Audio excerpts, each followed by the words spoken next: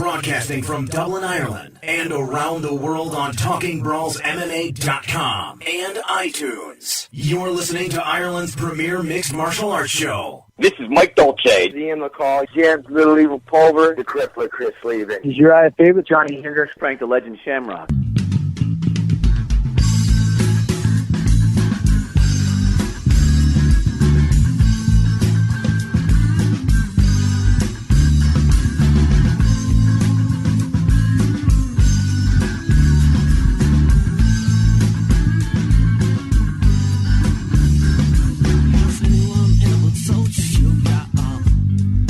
Buffer, your voice of the UFC Octagon. And now, we are live. And I am back to Talkingbrawls, MMA.com podcast with your host, as always, Niall McGrath. Huge amount of issues to talk about this week. Obviously, we weren't back last week with the UFC World Media Tour with Jose Aldo and Conor McGregor, but a very special guest co-host. You'll know him from, obviously, formerly of the Stanta MMA show, now with Independent.ie, and he's been on this podcast many a time with me, Gus Ryan. Gus, my friend, how are you? Fantastic, Niall. Thanks for that superb introduction. More than welcome, Miel, good buddy. But yeah, a lot to talk about today, and obviously a big lineup on the show today. We will be joined later on the show by Jessica Evil Eye, who's a big fight announced against Miesha Tate. That will be coming up sometime in June. The official card has not been revealed, but it is rumoured to be the UFC New Orleans card. Also on the show today, we'll be catching up again with Patrick the Cote Predator, who was on that UFC 186 card. And we're going to be talking a lot about that 186 card due to the fact of Quinton Rampage Jackson obviously being pulled from the card due to his the UFC's ongoing dispute with Bellator about his contract. So he's been officially pulled from that card. The bantamweight world title fight on that card with TJ Dillashaw and Henan Barrera, which is pulled. So yeah, I have to feel sorry for the Canadian fans, but I think it's just one of those things that it's just been unfortunate for them for the last few years. But also on the show, I'll be talking a lot, as I mentioned, about 189 World Media Tour, having a look back at UFC Fairfax, where Chad Mendes defeated Ricardo Lamas in the very first round of that featherweight clash, and also having a little look forward to UFC Krakow, which goes down this weekend, Gonzaga versus Crow Cup Part 2. Fergus. Yes. Let's talk about, quickly touch on for a few minutes, obviously the media scrum last week, not the media scrum, the media event with Conor McGregor and Jose Aldo. There's been a lot of talk about the fans' reaction, the disrespect towards Jose Aldo. The word bandwagon has been mentioned quite a lot. What did you think of the fans' reaction? There was some very rude and disrespectful comments to the champion Jose Aldo, but how would you sum up the whole event? Was it the UFC's fault for possibly not allowing more media questions, or not having more media questions, should I say, instead of being a fan event? That's probably the major reason behind the controversy? Yeah, I mean, there's two ways you can look at it. Okay, you can look at it as being one of the most passionate rooms, full of love for Conor McGregor, you'll ever have been in or seen. And for the first sort of 5 minutes before even anyone got to ask a question, I just couldn't believe the energy in the room. And I think the word to use is love everyone had for Conor. It was just, I've been to some pretty big sporting moments, and that wasn't even a sporting moment, if you like. That was just a press event, and I've never felt an atmosphere. Yeah. I think that atmosphere was even bigger than UFC Dublin last year.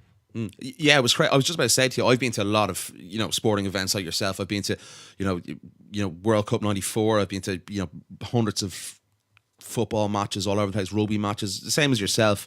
But it was one of those moments where you're just sort of going, is this real? And we obviously saw P.T. Carroll's question first off, then myself, yourself. Asked a couple of questions. It was off the charts. But we have to look at some of the comments as well. I mean, so first and foremost, you just have to.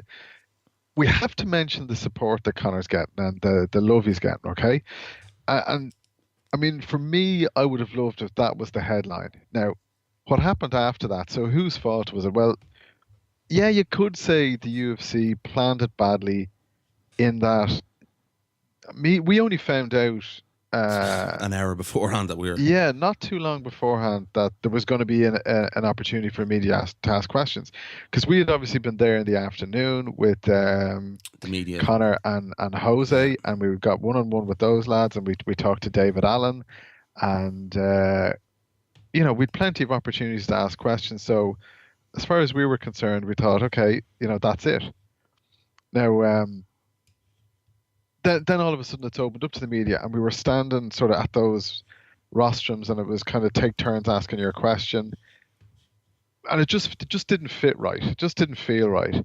And then of course the fans took over, and that's kind of where it started to slide, and the type of questions being asked were totally disrespectful of Aldo. I don't think fully reflective of the support or type of support Conor has. And it was just lads it was a case of monkey see, monkey do. They see Conor doing this stuff and they go, that's great, I'm going to do that. I'm going to ram 6 points into me and get up there and call Aldo a pussy like Conor does. But Conor's earned the right to do all that because, I mean... Of course, it's part of his game. He's always carried on that way. Yeah, but the dude is never out of the gym. And like we see shots in the Notorious, he lands in Las Vegas at an ungodly hour, and he hits the gym at midnight to get a sweat on and to get the funky airplane food and crappy water out of the system. We see him doing the alligator walk that the jiu-jitsu guys will know what that is, doing the alligator up and down the cage. The mats. The corridor of his hotel room. He's doing that. So the guy is so dedicated, has worked so hard. He can say what he likes. I have no issue with Conor McGregor's behavior and any of these. I think he's earned the right to do and say what he feels he needs to do and say in his career. The guys on the other side of the mic, the fans who got boozed up and just abused Jose Aldo. I mean, you could say, right, look, all they're doing is what Brazilians did to Conor in Rio, which is true and fair enough. Yeah, but I was disappointed because all those sporting events that we've just talked about across all different codes and all manner of sport, what generally happens is the Irish fans get a warm reception. We go to these places, we whip up a great atmosphere, we drink the town dry, and we go, and everyone's happy. And we've dropped a small fortune behind us. Whereas now Irish MMA fans might have a bit of a reputation as being just a rowdy bunch of pissheads on tour.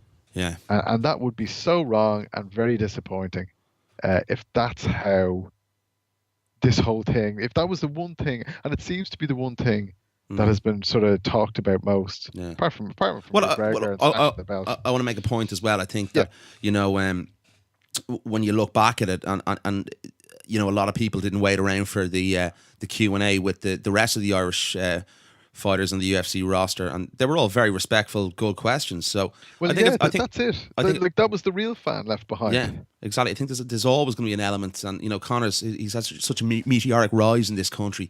I think it's the fact that you get certain elements of any sport. There's only one or two. There was only 4,000 there, so it was a select group of people. Yeah. The majority of the people there were very respectful, to all of us as well. And I just think people have to take that on board. We don't want a perception of what you just said there of being, lager louts and hooligans, because in the majority we most certainly are not. So that's the one thing I'd take for it. If you listen to Q&A after, there was some really insightful, good, respectful, honest questions from the fans. Yeah, and as well, like I don't know what it is. I don't know how much a pint was in the convention centre. It was probably a 5 or plus. Yeah, I'd imagine so. Right, it was probably the same in the O2, but I've never seen so many pints being thrown around the place as at UFC Dublin and at that joke last week. I mean, Christ, if I pay over $5 for a drink, I'm fucking drinking it. I'm not throwing it. So, I just don't get that. I don't know why people feel the need to do that, but anyway, it was incredible. The atmosphere in the room was incredible. Pity, there was a few detractors got on the microphone. I do think the UFC could have shut it down. Yeah, that's the one thing that I was about to say to you. Why, wasn't it cut short? It was cut short in Rio de Janeiro. Why not here? That's what sort of irritated me a little bit. That as well. I think if it had been a proper media first, then fans, I think the media might have got a lot of sort of Well, we were only notified very late on that they wanted us to start off. Yeah, but I think if and plus there was only a few of us left behind at that stage. So I think if all the media were there in the afternoon, had it fronted up and got a decent barrel of questions in at the start, it might have calmed things down. It might have answered some of the questions that were going to be asked by fans, and it just might have taken the steam out of the the negative energy out of the room a little bit. I don't know. Maybe it might not have. I don't know. Yeah. Okay. But there's we got some big answers, and I'll tell you what we'll do. We'll play a little clip here. Sure. Of what went down at the press conference, and then we'll get back, and I want to talk about a couple of the issues as well, Fergus. Okay.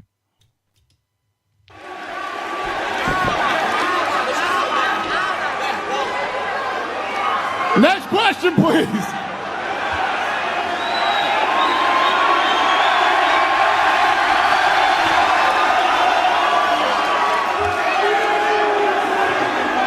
Dana. Yeah. Yes, sir. Niall McGrath here from Talkingbrawls, MMA.com. I sat down with Dave Allen today, and he said you guys are going to be announcing the 5th fight of the MMA schedule in a couple of weeks' time. And he said he hopes to be enjoying it over a pint of Guinness. Can you shed any light into that? Yeah. We're coming back to Dublin. Yes, we are coming back to Dublin.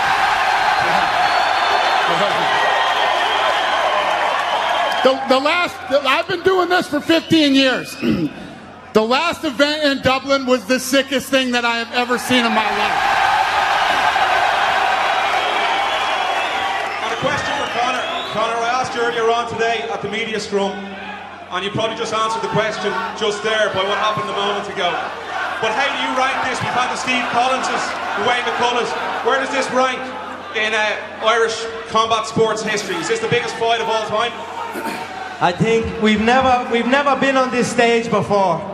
We're only on this stage. We're on this stage 2 years, and we already own it. So this is the biggest fight. Now we are here. Now we see what the Irish crowd are like. This is what I'm going into training camp with. This is what I take. This energy straight into training camp. July 11th, I'll show up ready to kill. So, Gus, is this the biggest fight in UFC history? That's another question that must be asked. Is that only going to be answered by the number of pay-per-views it sells? But certainly the promotion has been incredible by the UFC, and it certainly does warrant. It has the hype and potential to be that. Yeah, is it the biggest fight in UFC history? As an Irishman, I would say yes. As a Conor McGregor fan, I'd probably say yes. The UFC would probably say yes because of all the extra eyes Conor has brought to the sport and the way he's been basically been an ambassador. But I'd say if you're a fan from the US or elsewhere in the world, you mightn't think it's the biggest. You might look at something like St.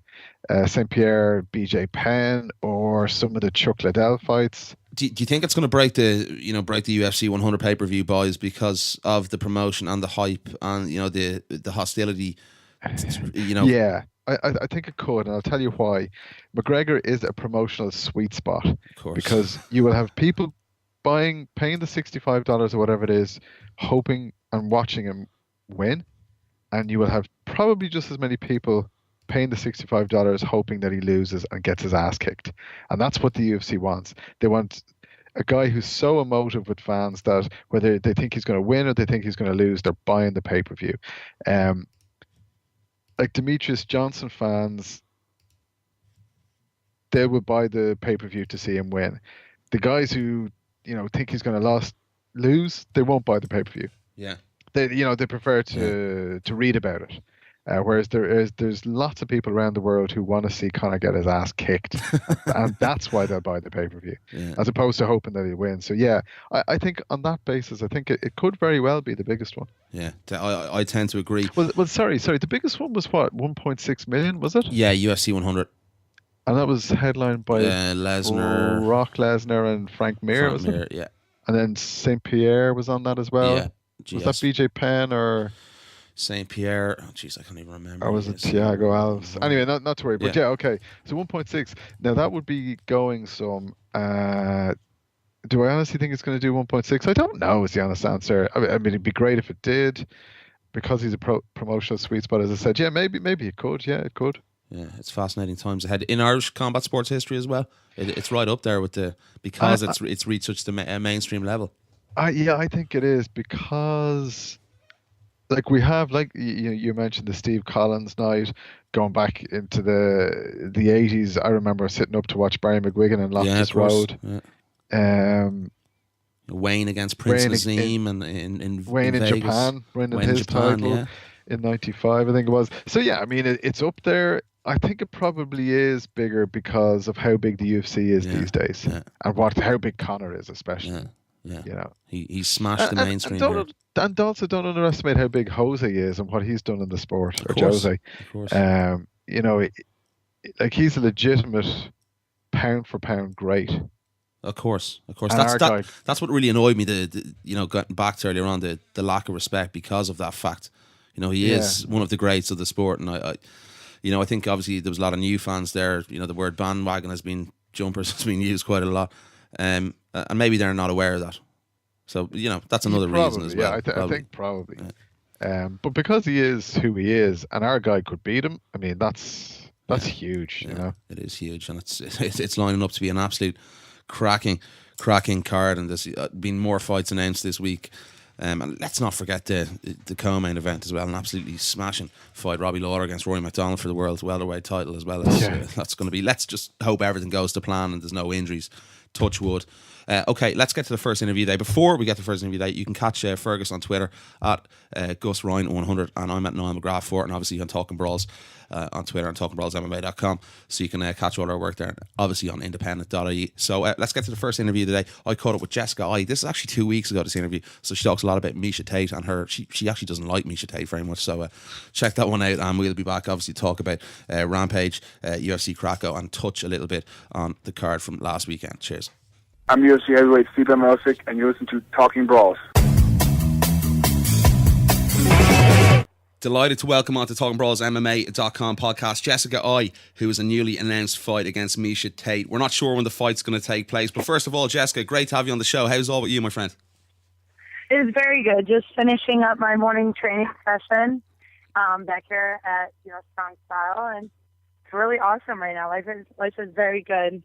Brilliant stuff. Yeah, and we heard obviously last weekend at UFC 189 World Presser Tour that you're going to be fighting Miesha Tate. Have you got a day for that? It's going to be around about June. Have you got a card or a time that you can let us know about? No, I'm getting a little bit of a win that it's going to be New Orleans, which I'm super excited about, and I really hope that it's going to be then. So I would love to go to New Orleans. I feel like it's still kind of like Midwest but South. So hopefully it's fun. Yeah, brilliant stuff. And I know you were, I listened to an interview you did a couple of weeks back. You were the one who wanted the next shot at, obviously, Ronda Rousey, but it's been announced at that presser also that Ronda's going to be facing Betch Correa. I know you had a meeting with Ronda and your manager Greg and Dana down in the Southwest. How did that go? The meeting went awesome. Me and Ronda were really cool with each other. I mean, I don't think that everyone has to have a problem with each other. I mean, let's face it, our jobs, no matter if we hate each other or not.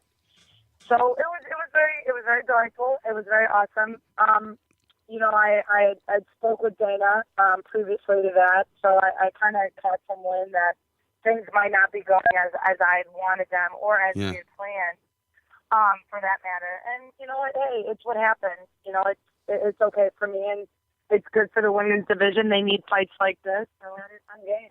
Yeah, what was the dialogue like between yourself and Ronda? I know you've been very respectful to her. Was it respectful? Was there any little bits of tension? Obviously, you want ultimately what she has around her waist. Oh gosh, no. I mean, if she wants to create tension, that's all on her. But I mean, it's a matter of this world and this business that we're in. That it's a pyramid business, and if you're at the top, you're considered the best, and everyone else is trying to get to the top. So I mean, she'd be crazy to think that any female in the women's 135 division is truly not wanting what she has or envying her for what she has. Yeah. And how did the Miesha Tate bout come about? I think that she's on a 4-fight win streak. She's just one of the top contenders in the world. And, I never would have thought the Miesha Tate fight was going to happen. Yeah. That wasn't what I thought. But I'm okay with it. You know what I mean? Like, it's a fight that works well for me, and you know, Miesha's not giving me good respect, and I knew that going in there, just like nobody has in the women's 35 division. And I've proven myself. I beat Sarah Kaufman, who was a previous champion. I fought Alexis Davis, who's a previous champion, and who I still think I won against. And I mean, regardless of the decision, you know, I still don't. I agree. You know, my record, just because the numbers on my record don't show what I'm really capable of. And Jessica, do you think, you know, you've mentioned there, you know, Miesha showing you a lack of respect.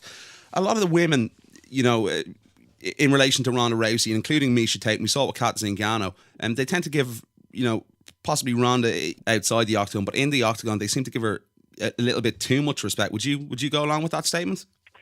Yes, I think that it's not that they give her too much respect. I think that they're just emotionally beat by her before they get in there, and they have a hard time, like, sticking to a game plan or not showing conviction to themselves and showing convictions to a game plan. And, you know, eventually it, you know, gets up to them, and that's why they lose, and that's why they don't win. That's why Ronda's not getting beat right now, is because nobody's showing any conviction. And I admire Betcha for wanting to and try. I just know she's not going to be the one, and I definitely know that Miesha's not going to be the one, and I will always believe that it's going to be me. I mean, who am I to think any different of myself? Yeah, definitely, 100% right. Get the shot, and you have to move on, and ultimately you want to go through Miesha Tate. We look at Betch and the way she's gone about. She's gone about in a similar way to Conor McGregor, our own Conor McGregor. She sort of talked her way a lot into a title shot. Is that something you'd be willing to do if you were get a win over Miesha Tate and you didn't get the title shot? You know, more enjoyable when you know that you've done everything right. It happened, and when you've done all the right moves, made all the right moves, beat all the right people. It actually, you can look back and say, I earned this. I didn't do things that got me in a better position with my mouth or, you know, I mean, that works for other people. But I know what will be more rewarding for me in the long run is by learning hard lessons, by living a good life and waiting for my opportunity. I'm not going to be what other people want me to be. I'll trash talk when I feel it's trash talkable. I mean, like I said, regardless whether or not I hate the other girl, that doesn't mean, I mean, the fight's still going to happen. You know, the UFC is going to sell the tickets anyways. What do I got to sit there and say crappy things about somebody? You know what I mean? If you want me to say horrible things about you, we can meet up and I can sit there and just dog you. But I'm not going to do it publicly where people are going to attack me for it. Yeah, exactly. It's refreshing to hear, Jessica. Jessica, you know that the fight's going to be in Brazil. It's going to be at UFC 190. Did you think it was going to be in Brazil? And maybe does that play into, obviously it plays into Betch's hands a little bit, the fight against Ronda Rousey? Brazil is one of the biggest countries in the world. It's one of the biggest areas. So, I mean, I really think it's going to be a good 50-50 split. I think that they're obviously going to, you know, support Betcha, but at the same time, you know, Ronda's the champ of the UFC, and that is the UFC clout that is really hard to beat. You know what I mean? Like that UFC backing already, just because the people that watch the UFC automatically back the champions automatically. Yeah. They're not going to, when you go and you look at something, I mean, when you go look at football, you go look at who the Super Bowl champs, and you're just like, oh, they're winners. Like, I'm going to cheer for them. You know, it's the same thing when you go look at the UFC and you're new.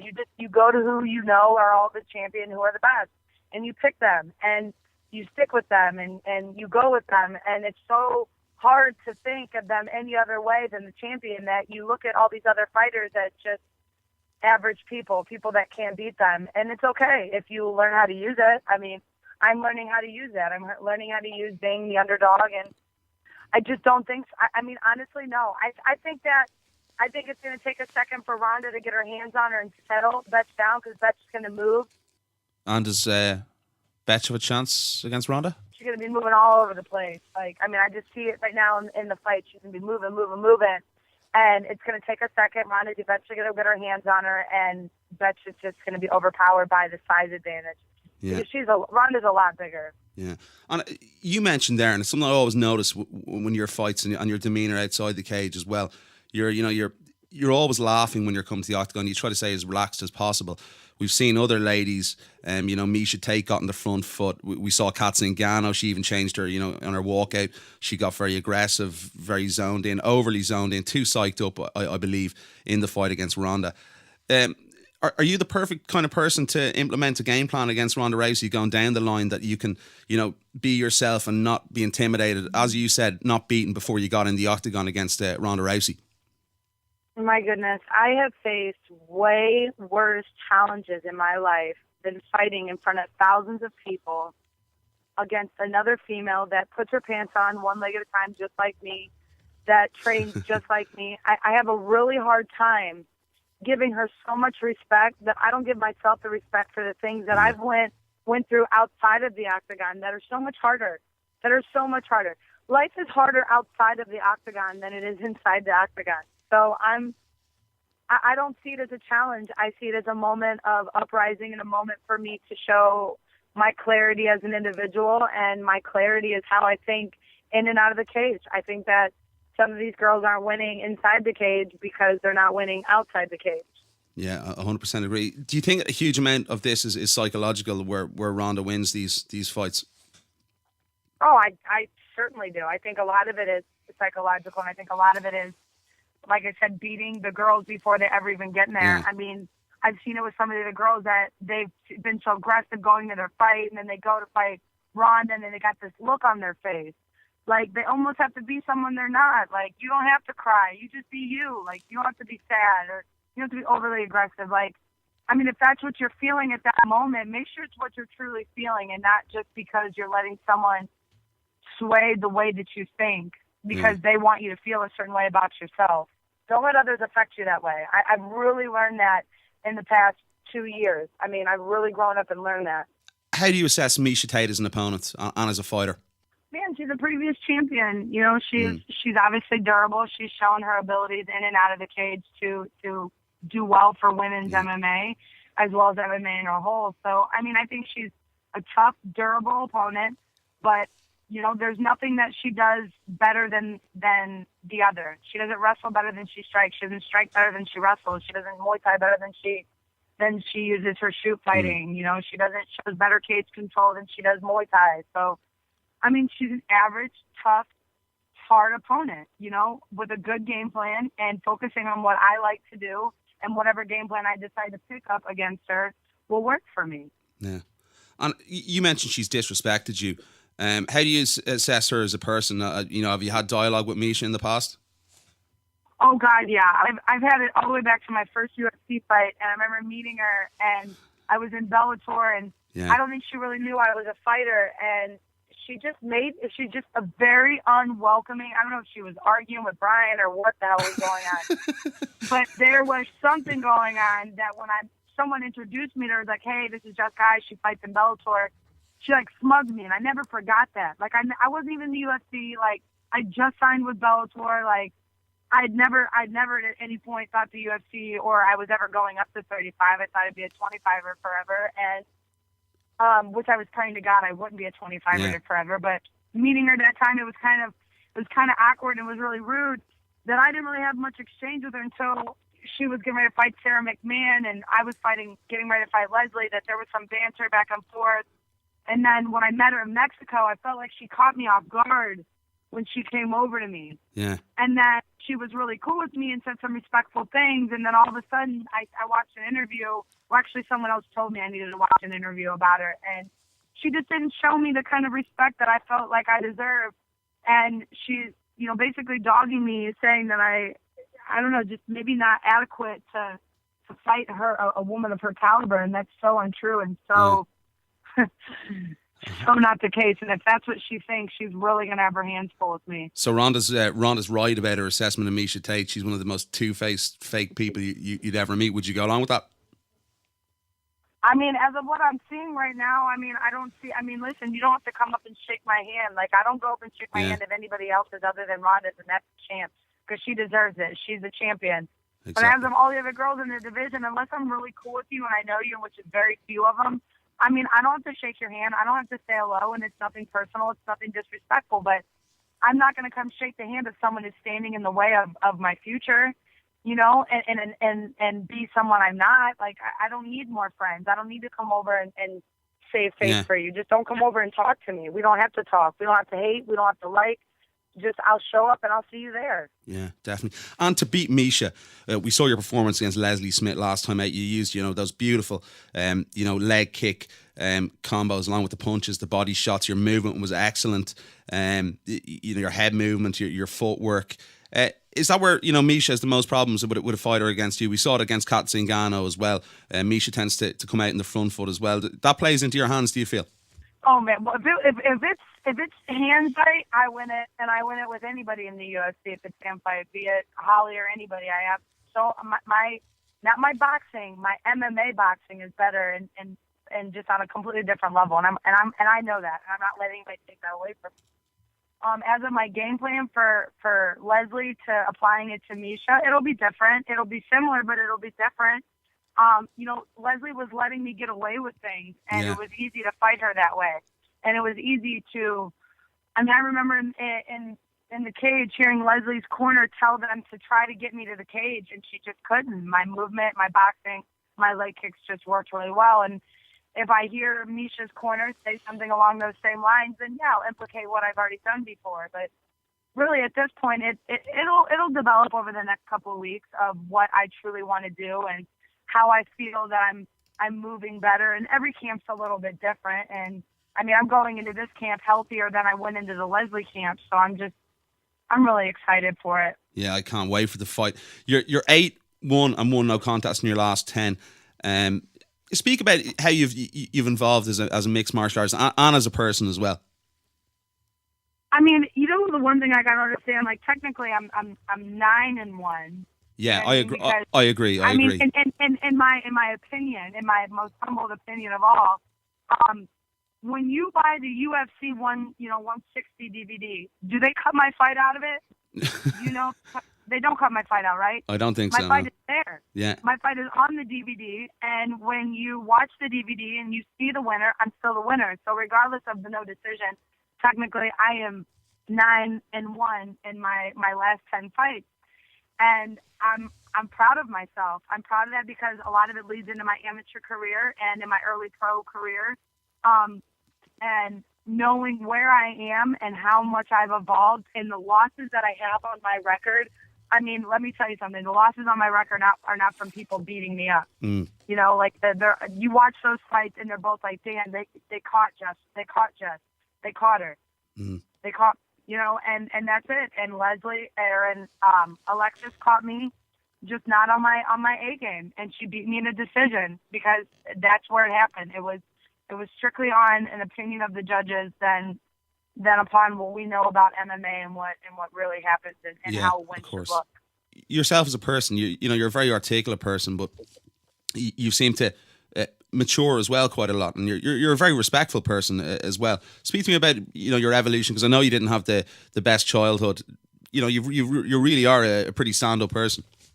You know what it is? I definitely like to believe it is from my childhood. I saw a lot of things that were really hard for me and was treated a way that I never really, no one ever showed me, or no one really ever told me what I was supposed to do. So I picked up on things that I wanted to do, and I made my own decisions, if that makes sense. Yeah. Like I made myself be the person that I wanted to be.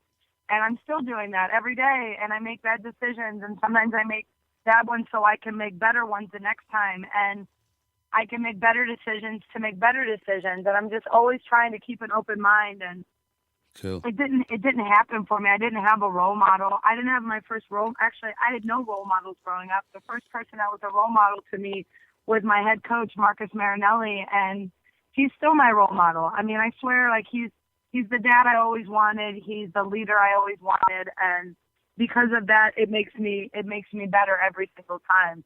It's brilliant. You're an absolute credit to the sport of women's mixed martial. I just want to ask you a question.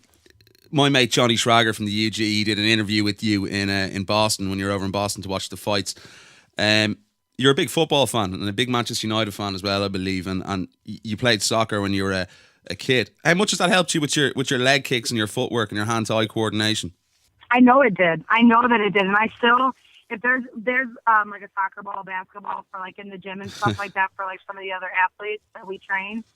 And I swear to you, any chance that I can, I'm grabbing the basketball, I'm grabbing the soccer ball, I'm showing my skill, I'm showing some of my footwork. Like, hey, did you know you could do this? Like, this is how you kick. Like, this is how you trap. Like, these are all the things that you do. And I was like, oh man, like I do think it helps, and I wish I could still play, and I love it, and I do think it's helped. I do a lot. Yeah, we look at Jose Aldo. He's could have been a pro soccer player as well, and we look at his leg kicks as well. Absolutely fantastic. Just a couple more questions before we wrap it up, Jessica. I really do appreciate the time. Talk to me about as well, just when's the camp going to start? I know you're a lady who likes to stay, ready the whole time. Is it about just transforming it into to getting the necessities done over the next couple of months? Well, I don't bloat up in between fight camps anymore like I used to. Like I said, it's really been like the past 2 years of my life, I've made a lot of changes. Yeah. But I'm always staying around 150. I don't let myself get too heavy, and if I do, I'm usually checked by the guys at the gym, like I need to keep my weight down. So really going into this camp, my weight's on point, my body feels good.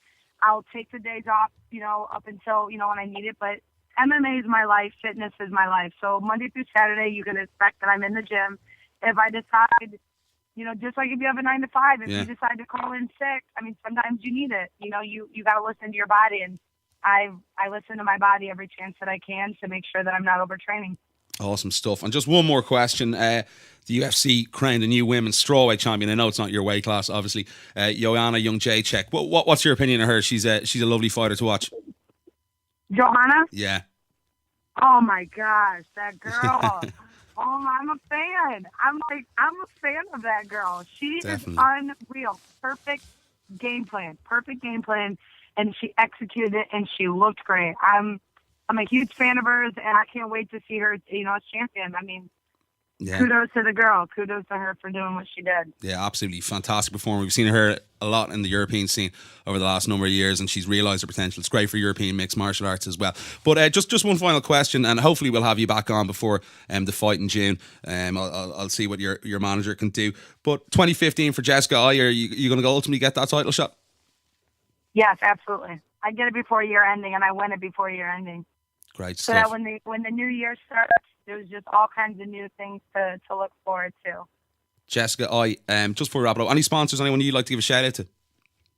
Man, I'm so lucky to, have an amazing manager, Greg, Strong Style Martial Arts, Good Greens for making sure that, I have all of my proper nutrition that I have, and Haas Automo, who's taken care of me since day one. But those are my people, man. They've stuck by me since the beginning. And they can get you. And obviously, if you want your own Jessica Eye, if you want any Jessica Eye shirts, you can go to straight out of Cleveland, Jessica Eye, and you'll be able to find all of my stuff. Or just go to my social media, Jessica Evil Eye, and you can find a link there. Yeah, you're a big Snapchatter, I believe. I just got it. I've been having so much fun with it the past couple of days. I feel like the fans are too. I feel like it's a very cool way to interact with the fans. Definitely. If I get any bad pictures, I tell them, I delete them right away. I delete them and block them. Jessica, it's been a real pleasure to have you on the show, and really do appreciate the time. Thank you. We'll be on before the fight, hopefully. Awesome stuff. And that was Jessica Evil Eye, who's a big fight, obviously, this June against Miesha Tate, which is sure to be a barn-burning fight. Two ladies. That's going to be a number one contenders fight, I do believe. Jessica obviously talked there about her meeting up with Dana White and Ronda Rousey about 3 or 4 weeks back. But the fight she got was Miesha Tate. Not the one she was looking for, but she clearly doesn't like Miesha Tate. She doesn't think Miesha Tate's very respectful. So that's a fight I'm really looking forward to this summer. One of many fights. Gus, initial thoughts on that fight? That's going to be a really good fight this summer. Yeah, it's a good fight in and of itself. I think Jessica Eye comes from the gym in Ohio is a real, I think it's called Strong Style, and they are wrestling heavy. Steve Miocic is he's out of there, yeah. And Aisling Daly's first world title for NAFs, the North American Allied Fighting Championships, I think it is, something like that. Allied Fighting Series. There we are. Series, yeah. So her belt, she beat Jessica Eye. Yeah. And Stipe Miocic was their heavyweight champion at the same time. So I suppose, and Jessica was undefeated by the time she fought, and a hot prospect when she fought Aisling. So here she is. She's a weight class higher now. She's a very small bantamweight, though. Yeah, that's what I mean. She was fighting at flyweight when Aisling beat her. Yeah. Now she's a bantamweight. Like she's looked good in her fights. Like Alexis Davis beat her. Yeah, and I look think what happened though. to Alexis Davis. I think the one with Davis, though, in fairness, I actually gave that fight to Aya. It was a very close call. Yeah, but it was close. Yeah. Do you know what I mean? Yeah. It wasn't horribly upset. So Miesha Tate is a great fight in and of itself. I think the two match up well. But being a number one contender fight, I just don't like that because neither are a stiff enough competition for Rousey, who is in the division at the moment. The only two people I'd like to see Rousey fight again are Sarah McMahon and Kat Zingano, just because of how fast it finished the first time. And I think the two losing girls there have an awful lot more to show against. So I'm not saying they'll beat her, but I just think they have an awful lot more to show against Rousey than what we've seen. So they're the only two people I'd like to see Rousey fight in the near future. I don't think Jessica I disagree, and I'll tell you why. Okay. The reason why I disagree is because I think Jessica, I think, no, I'm not saying she's going to beat Ronda. I think she brings Ronda to deep waters because she's, in fairness to her, she's one of the fastest ladies. She probably is the fastest lady in the bantamweight division. Her speed, she gets in and out. And in fairness to her, she's not a fighter that likes to force the issue at all. And I think that's been the problem. A lot of people against Ronda Rousey have forced the issue. They've mentally, lost the fight before they even got in the octagon. I think Jessica said that to me in the interview as well. That was a very clear point she made. She goes, I'm not going to change my style for Ronda Rousey. And I think it's refreshing to hear because, Kat Zingano completely changed her normal game plan. We saw her walk out before. She was cool, calm, collected. We saw her walk out against Ronda Rousey. She threw her hat and nearly took off Conor McGregor's head and looked like she was about to, rip the cage down before she got even in it. A lot of the time Ronda, she's obviously a wonderful athlete and she's an incredible fighter. But a lot of the time, guys are actually beaten before they get into the octagon with Ronda. Yep, don't disagree with you there.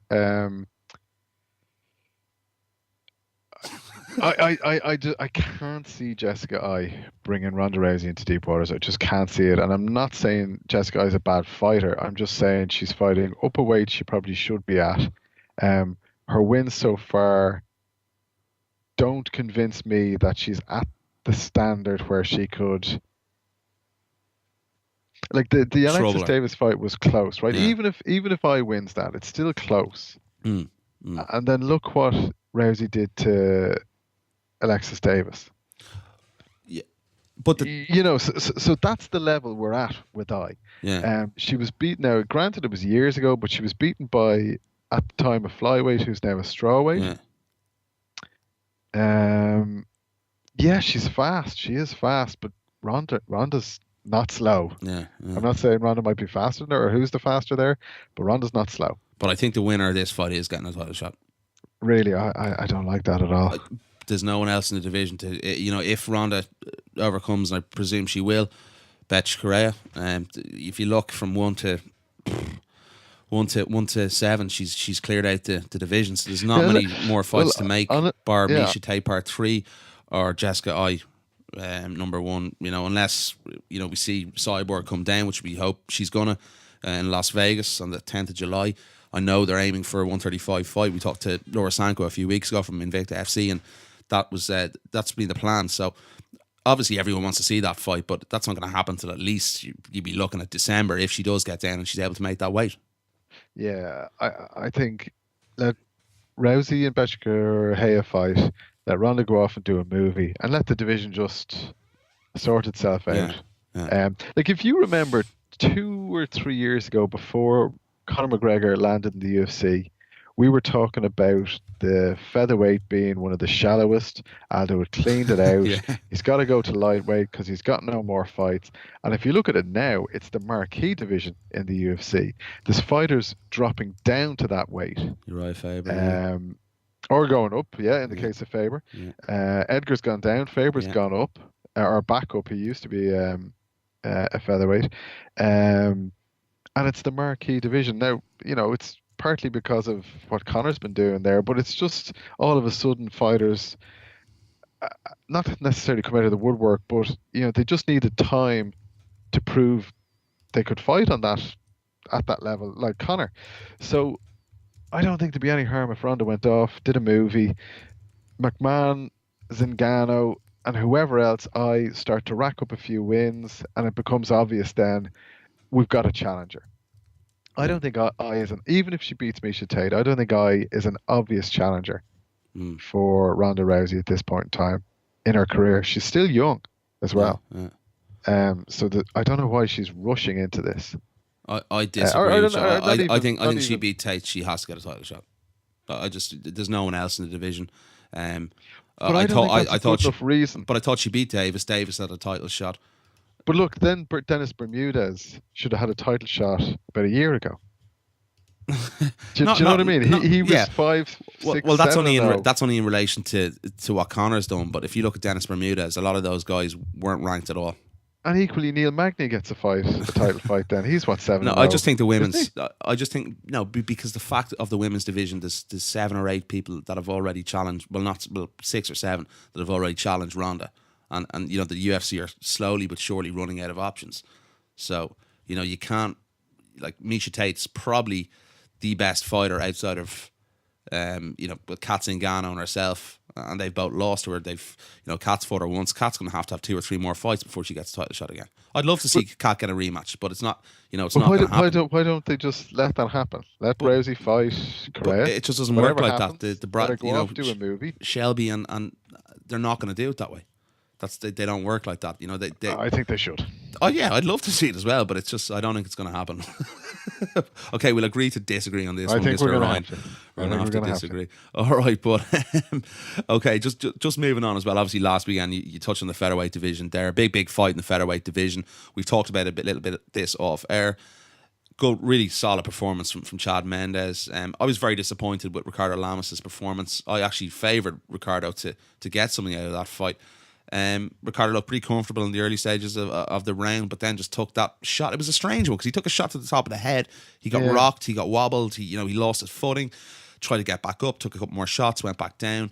And ultimately, it was a really, really good win for Chad Mendes. But I know you've done an article today, I think, on Independent.ie about the permutations of the featherweight division. We've Frankie Edgar, and then we obviously have Uriah Faber coming up quite shortly in the Philippines. But if we look at this fight, it really does depend a lot what happens in July, whether where this fight is going to be, in the rankings after McGregor faces Aldo. It kind of does. I think, like we were saying before we came on, like if Aldo wins, he's already beaten those 3 names pretty convincingly, and he's beaten Mendes and Faber twice. Yeah. And he's decisioned quite convincingly Edgar. Yeah. I don't think anyone wants to see. No, they may do. I don't think we're going to do a 3rd fight with Mendes so soon because he's just lost to Aldo. Yeah. Faber's 2 losses came a long time ago in WEC. Yeah. And Edgar, maybe they throw him in there. But I think there's a really, and this was kind of the thrust of my article was, if Conor loses, there's a really strong argument for a straight rematch, so long as it's not, a 10-second round 1 knockout, which I don't think anyone can see that happening. But so long as it's competitive, no one gets injured, I think they turn around Aldo McGregor too reasonably quickly because of Aldo's record against all the other guys. Where will they do it? Dublin? Yeah, maybe. Yeah, that's maybe. It's a good point, but what way do you see? If you look at it, a lot depends, I think, on how Frankie and Uriah goes. I do think Frankie, if he does beat Uriah, or the winner of that fight, it most certainly should be in line for the next title shot in the division, because we saw what Frankie did to Cub as well. He dominated him. We saw a different style of Frankie, and got the ground and pound victory. It was impressive from Frankie. But if Frankie stops Uriah Faber, yes, inside say 3 rounds. that'll be Faber and Cub Swanson. He'll have stopped. And remember, his lightweight reign was dominated with decisions. Yeah. And I think that kind of took a bit of the sheen off how good he actually was as a lightweight champion. Because he'd lots of decisions against Penn and BJ Penn, Benson Henderson. He knocked out Gray Maynard, but obviously, and Maynard, yeah. It took them 2 fights to kind of get a resolution. So he built up this reputation as a stayer. Yeah. Of course. Now he's finished Swanson. If he can finish Faber, I think that would fast track him in against Aldo, because Mendes had just lost to him. Yeah. If Conor wins, I think Mendes is the best option though, because he's a wrestler and it'll shut everyone up about, he's got no ground game, he can't wrestle, blah blah blah. So Mendes is a wrestler. What does Jose do though if he loses?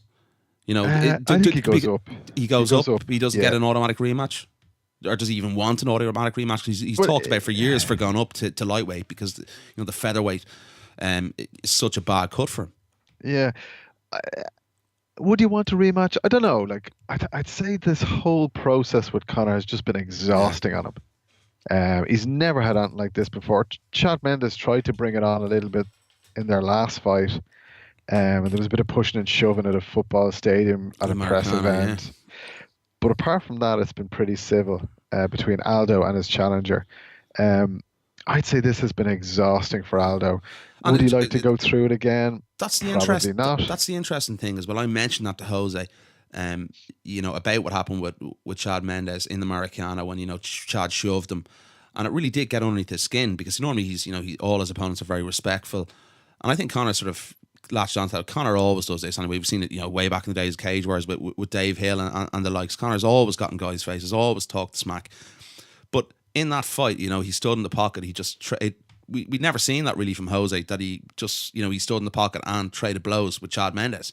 Yeah. Which normally he would never do that. So, this could be the smart thing for, obviously it's Conor's game plan to try and do that. That'd be the perfect fight, I believe, for Conor if Jose was to stand in the pocket, because I don't think Jose or anyone else in that division is able to stand up to Conor's left hand if he used to throw that, Yeah, no, absolutely. It may, like the fighter in Jose might demand a rematch, but I think, given what he's done in his career, he's probably, you just want to move on. Yeah, he's probably pretty financially secure. Like he could go up to lightweight, get 4 to 6 big fights, headlining fights against big names, get well paid, and go out on a high note. Right. Rather than kind of hanging around a featherweight, trying to get his belt back if he does drop it, and it's just, I prefer to see him sort of push on and just go for kind of not necessarily super fights, but just big fights, big name fights. Go out as a marquee fighter rather than a guy who used to be a champion and fell down the ranks. He's only 28 years of age as well. Aldo's only 28. It's mad to think that. But I think McGregor does have a point in fight years, what he's been through, especially in the gym he trains in. Yeah. He's taken some. I'd say he's taken some punishment. Yeah, and the worrying thing about those Nova and Neo boys as well, they pull out of fights for any sort of reason. Really? Yeah, a lot of them. Yeah, obviously Henan Barrow, and they've had numerous weight issue problems in their gym before. That was the little thing I was worried about. Andre Pedernera's guys, but listen, let's not talk about that now. It's a fascinating time for the division. It really is, as you mentioned there. Conor's really put it on the map. So many permutations to look forward to, depending on the result of July 11th. Dana mentioned it as well. I think the number one contender is going to come between those 4 guys, unless you mentioned there that Jose wins, and there's going to be an automatic rematch if Conor holds his ground against Jose. But we've months to go yet. It's crazy, isn't it, that we're thinking about this? I know. It's March and the fight's not. Or it's April. Sorry, I beg your pardon. And the fight's not happening until July. We've 3 months to wait for this fight. It's just mental. Which is just crazy. So that's why it's going to be the biggest fight in UFC history as well, because of the hype, because the fight's so far out as well. I don't think that's ever happened before. I just hope like the wind doesn't blow out of the sails by the time we get to July, or it won't. They've something else up their sleeves, Gus. Sure. I guarantee you. Okay, so if you want to get in contact with us, you can catch us on Twitter. He's at Gus Ryan 100. I'm at Niall McGrath 4. So do hit us up on Twitter. Any questions and like that, anything you'd like to get talked about in the show. And do appreciate Gus coming on as co-host today. Gus, just a couple of more things before we get to the next interview of the day. UFC 186 has been absolutely moshed. We look at the Canadian fans again, Montreal card again. You've got to feel sorry for them. It's a part of the sport, but we've Barrow and Dillashaw part 2 was obviously pulled a few weeks ago. TJ getting a rib injury, and then obviously last night we learned the news that Rampage Jackson had been pulled from the card due to that lawsuit preventing the UFC from letting Quinton Rampage Jackson fight at UFC 186 due to the fact he's still contracted to Bellator. Probably, I'm going to go along this line. Pretty irresponsible from the UFC to still sell that fight and promote that fight when there was a grave possibility that wasn't going to happen. They were probably trying to pull the wool over the eyes of the Canadian fans a little bit. Pretty irresponsible from the UFC, in all fairness. Yeah, I suppose. Yeah, no, you're probably right. If you don't have the official contract for the fighter just yet, why would you go and match him and promote it that way? Because he is a draw. He is a big draw, especially when you don't have Dillashaw Barrow. And of course, McDonald was supposed to fight Hector Lombard on this card way back as well. And that mysteriously disappeared until we found out Hector pissed hot. So we've lost a pretty big rematch, a Canadian home son, and now kind of a big Legend of MMA draw as well from the card. And I kind of mentioned it earlier as well. It's now being headlined by Demetrius Johnson. So from the Canadian fans' point of view, it's hard to get behind that one. Pay-per-view number-wise, it's going to be hard to get behind that one. So I think the UFC were probably hanging on to Quinton Jackson for commercial reasons because, and I hate judging cards before anyone's throwing a punch in anger, but in terms of name value, and a lot of US media put stock in who is on the card and what names are on the card on whether they judge it as being worth watching or not. And, the main card has just lost a bit of steam. Having said that, there's some good scraps. And, if you're an MMA fan, you'll probably watch it anyway. Sometimes you don't even have to know the names of the guys. If you want to watch a fight, you'll watch a fight. But it's just, God love him. Demetrius Johnson is a superb fighter. But he just doesn't get any numbers. And seeing him at the top of a card is a bit of a, Jesus. Yeah. Listen, I love the flyweights. I think Horiguchi's in with a better chance than people are giving credit for there. Probably a bit too, it's a lot like the women's bantamweight division. He's cleared out, the top 6 or 7 guys. Horiguchi's, he looks one for the future really more than, now at the present. I would have liked to see him have a couple more fights. I do agree with you. Even at 178, I was there. After the McGregor fight and after the Cowboy Alvarez fight, half the crowd, left. They didn't want to watch it. I love the flyweights. I love watching the technical ability, the flyweights, the speed, all that. But it would be great to see him beaten just for the division to kick on. You need a guy like Ian McCall. I've said this before. I know Ian isn't, up to the level yet of beating DJ, even though he did beat him before, in my opinion. That debacle in Sydney a couple of years back. I agree with you on that score. Yeah. It'd be great to see a guy like Ian, become champion, because he'd start, mouthing off like Conor McGregor. We know how Ian does already, but DJ's phenomenal. He's a phenomenal fighter and proves so much. But I do agree with you, Gus. It's just not one that's going to sell pay-per-views. There's one thing. I'm trying to find it now. There was a tweet going around about how many fighters were in each division. And I was surprised to see that the light heavyweight division has less fighters than the flyweight division. 31, I think. 30-something, yeah. 31, I think it was, the light heavyweight. So there hasn't been a light heavyweight fight in the UFC since Alexander Gustafsson versus that was Johnson, the kind of this was in January. It's crazy. That surprised me, but I'm kind of getting off track. What I was going to say was, if the UFC wants to create contenders for these guys who have, in theory, cleaned out divisions, well, then they have to get that division more active. And if you look at Neil Seery, he was signed, was it a year ago? almost a year ago, a little over a year ago, say 14 months ago. 3 fights. He fought in London, he fought in Dublin, and then he fought in Sweden. He said 3 fights in 14 months. And that guy, okay, granted he was out injured with the rib for a while, but that guy is generally in around fighting weight, is rarely out of the gym for any length of period, could make weight, as he did against Pickett on 2 weeks' notice. No problem, yeah. Why isn't he getting matched more? I don't know. He should be on the Vegas card. Yeah, let's find out if he is a guy who could make a run towards the title. Yeah, no, there's no reason why he can't. I think I've mentioned this before. If you look at the number 8 spot, seems to be the spot at the moment. The last 2 flyweight contenders have been ranked at number 8. We've Chris Carriasso, and then we had obviously Horiguchi. If you get to number 8, you're in with a title shot. Yeah. If as long as DJ holds onto the belt, so why not? Who's to say Neil wouldn't light up, DJ in the feet? he did against Brad Pickett. But listen, why isn't he getting matched? Why aren't we finding out?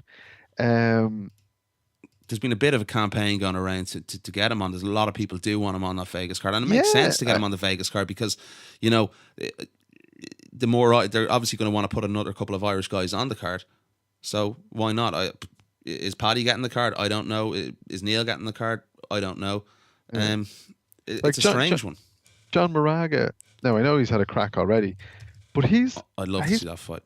He's only had maybe 1 fight in the last year. Yeah. Juicier Formiga. Yeah. He came in with a great reputation. He's only had maybe 2 fights since he landed. Yeah. Dustin Ortiz. Now I know he's a wrestler. He'd match up badly against Dodson, but he hasn't been overly active as well. So why isn't the UFC matching these guys in these divisions that are theoretically cleared out to find the next genuine contender? Let a guy get out to 3 or 4 wins, and boom, he's in a title shot. Like at the moment, we're 1 or 2 wins away. Yeah. Somebody who's knocking on the door top 15 just needs to win once. Yeah. You're in top 10. You've got a title shot, or you're in touching distance for a title shot.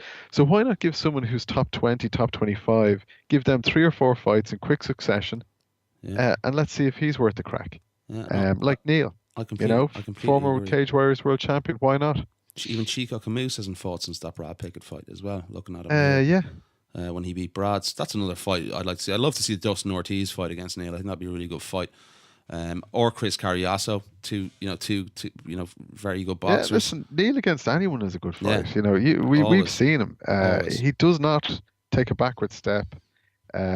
He likes to stand, bite down, and see who's like the way he sums the style up is he wants to go out and see who's the better fight, like who's got the balls to stand, bite down, and just throw and see what happens, who's left standing. I thought he looked fantastic against Chris Beale.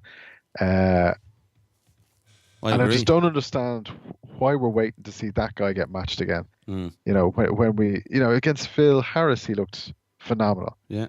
He looked pretty phenomenal against Brad Pickett on 2 weeks' notice as well. It was why are we waiting for that guy to get matched? So hashtag 2tap for UFC 189. I think that's Siri for UFC 189 was Siri the for hashtag. Vegas. That's what you want to put. Hashtag Siri for UFC 189 was floating around last weekend. So get on it. Let's get him matched. Yeah, I completely agree. I'd love to see Neil on that fight card against 2 of the guys I mentioned, or anyone in the division. It'd just be great to have another Irish guy on the card. But anyway, sorry. Totally off note there. Yeah, we both did. We both got carried away. 186 has been devastated by injuries and dropouts. Yeah. Okay, let's get, while we're on the point, obviously Patrick Cote against Joe Riggs, 2 really old school guys. That's headlining the prelim portion. That's a fight I'm actually looking forward to. Joe Diesel Riggs against the Predator. It should be a really good fight. Had a great chat with Patrick. He talks a lot about the card, and I do believe the UFC are offering refunds till April the 10th on this card because of what's happened. So and actually, sorry, before we move off this, Aisling Daly and Randa Marcos is the first fight on that card. Yeah, it should have been moved up. Yeah. I mean, it's crazy. That's nuts. Yeah, it's absolutely crazy. At least top of the prelim card, if not first fight on the main event. See, interesting point. Like Randa's Canadian. Patrick doesn't want to move up to the main card, I don't think, because he's the Joe Rogan of Canadian mixed martial arts for French TV. All right. So It's on TRT, the channel where he does the French commentary for. So for business reasons, it makes more of an interest for Patrick to be headlining the prelim card because it's not on the pay-per-view portion. He says it here in the interview, but that's what his take was on it. Okay, fair. We'll leave him there and slot the girls up. Yeah, no, I agree. I'm looking at Alexis Davis and Sarah Kaufman. That's a fight I'm very much interested in as well. There's some very good fights in the card. Canadians? Yeah, they're both Canadian, aren't they? And they are. And I like the Owen Mercier kid as well against David Michaud. That's another good fight. Obviously, a lot of these guys are up and coming guys, but listen, that I do agree with you. That Ashton Daly, Rana Marcus fight should be way higher up in the card. Maybe because it's been fitted on the card because it's a. Obviously Ashton was supposed to fight this weekend in Poland. Maybe that's the reason why. But the Quinton fight, we don't know what's going to happen now for Fabio Maldonado. It's going to be an interesting one. But listen, let's get to the interview with the Predator, Patrick Cote. Obviously talks a lot about UFC 186. He really wants the fans to still get behind all the Canadian guys in the card and about the fight against Joe Diesel Riggs and a lot more. So do check that out, and we'll be back to talk a little bit about UFC Krakow, which goes down this weekend. Hi, this is Hazel Gracie, and we are talking with Talkingbrawls. Delighted to welcome back on the show Patrick Cote, who's a big fight on April 25th at UFC 186, going up against Joe Diesel Riggs. First of all, Patrick, how are you? Good to have you back on the show, man. How's all things with you? Hey, thanks for having me, man. Yeah, Patrick, obviously, first of all, we'll just talk about the fight. Had another fight removed from the card today. Obviously, it was supposed to be originally Henan Barrow versus TJ Dillashaw Part 2. Rampage Jackson obviously removed from the card today against Fabio Maldonado, and the UFC they're waiting on a replacement. Just your general thoughts on that situation that he hasn't been cleared by a governing body to fight for the UFC because he's still contracted to Bellator. Yeah, the situation it's bad, but for me it doesn't change anything. Yeah. My job is to be ready for UFC 186 and give the best show as possible for the people who's gonna come. And I hope it's gonna be a big crowd. The UFC is coming back to Montreal since 2 years now, so I know that there was a big change on the card, but there was still a championship fight. Biz Bing's all there, and a lot of local guys. They're gonna fight on the card. A lot of guys from Montreal and Kansas guy. So it's gonna be a good show, and I hope people will still come. Definitely, there's some really good fights still on the card. Do you feel though that just the Canadian fans have been a little bit unlucky over the last couple of years? This has seemed to happen a lot of the time. It's just more unfortunate than anything else, really. Yeah, the thing is, with George out of the picture, for sure, it did hurt a lot the Canadian scene of MMA. For sure, this is a great ambassador for the sport and for the mixed martial art here in Canada, in the country. And finally, Rory is gonna have his title fight, but 2 times he got pushed back. Got replaced by somebody else. So that was hard, and especially now in Canada, it's a couple of years ago it was a lot of organization to develop new guys and new talent, but now it's really hard for those guys who start MMA in Canada to find a good opponent or find a good organization to go there and prove that they deserve a place in the bigger show. So right now it's kind of hard now for those guys who start MMA in Canada.